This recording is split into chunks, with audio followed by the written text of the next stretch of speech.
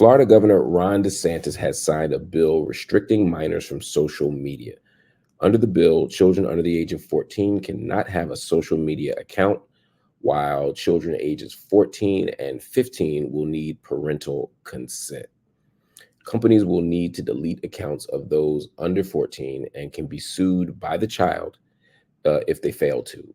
Children can be awarded up to $10,000 in damages.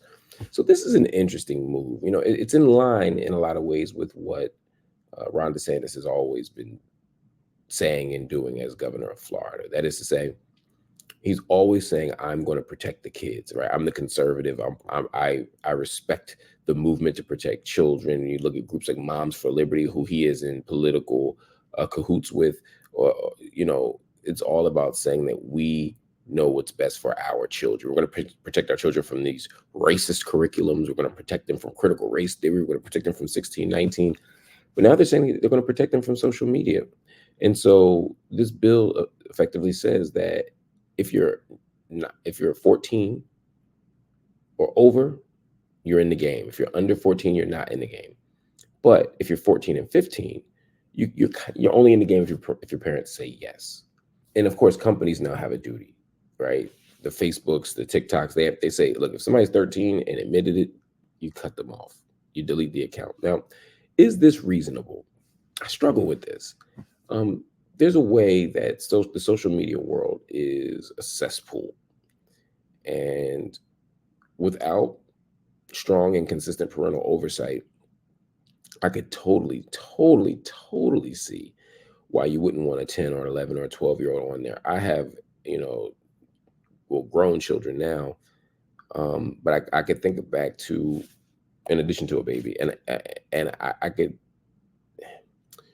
think to a time where, I absolutely didn't want my 10-year-old or my 12-year-old to be on Instagram, and she couldn't have an Instagram for that reason.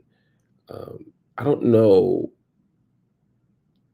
what I think the legal threshold should be for these kinds of sites. Is it 13? Is it 16? I don't know. It's interesting, though, that the Republicans, who are often so committed to saying parental units should have their own say in these things.